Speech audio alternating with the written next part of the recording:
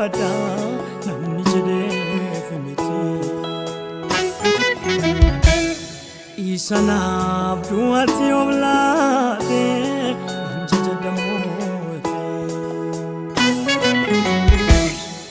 dhugaanaaf galeen dubada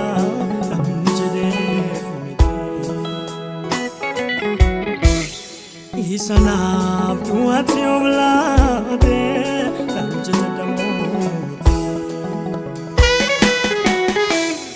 jireenya kooti manaaf Yesuusi kanaan ittiin jiraadhu bakka waan hundumaa galarraatis isumaan kanan abdadhu miiltoo karaa ga'ee naman gannaay ansi qofaan argee abaarsa cubbuu narraa cabsuuf situ darbee naaf dhigee hundumaa gararraa tanaaf hin barbaadu homaa siin alaa hundumaa gararraa tanaaf hin barbaadu homaa siin alaa hundumaa gararraa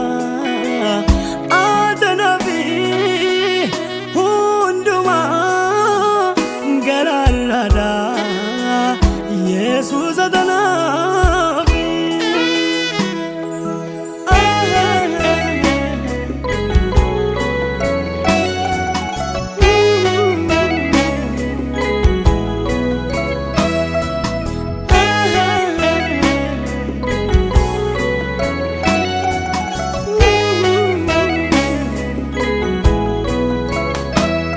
ansifaan anjiranan jetteetu yoomna yelaasifte harka namiidhuuf isaa duuti yoomitti nalaate eegumsaati waa'ee goggootuyyuu yeroo hundaa guddaadha takka malli geengeddaramuu ati jaalaladha ammi akee bare sitti adda ba'een jiraadhu ariifatee kan naqaa qabu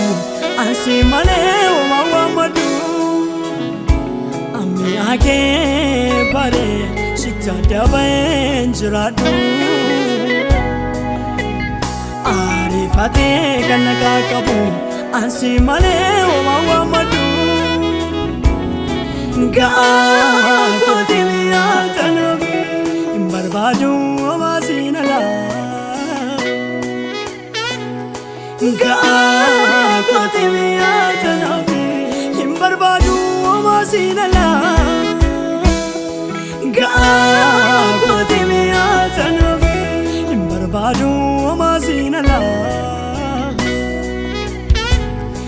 ga'aa kooti mi'aa tanaaf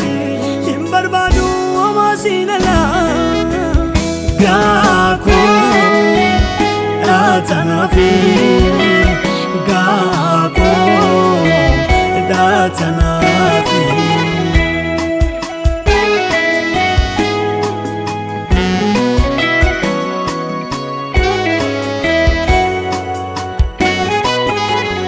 Ati jalala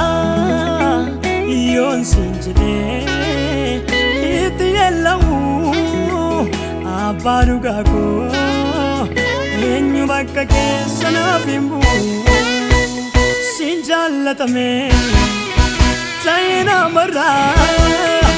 wabilu budo naftate wa marra sivedo kome sagabu ansi jaju male kome sagabu ansi jaju male kome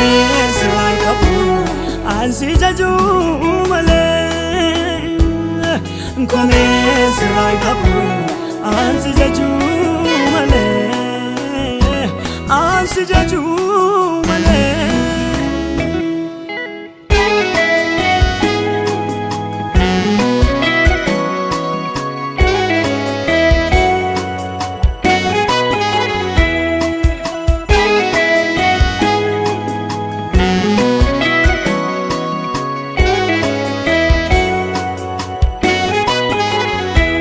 jaalala dhugaa naatti agarsiifte gaafa dogongorus akkas miti jette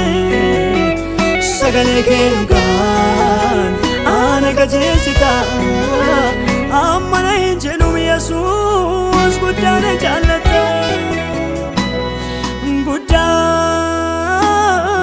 guddaa na jaallata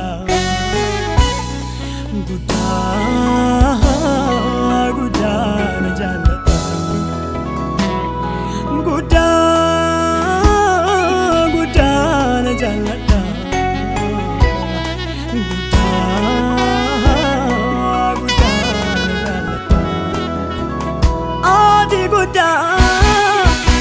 Jallata, Adi Gudda, na jallata, Adi Gudda, na jallata, Adi Gudda, na jallata.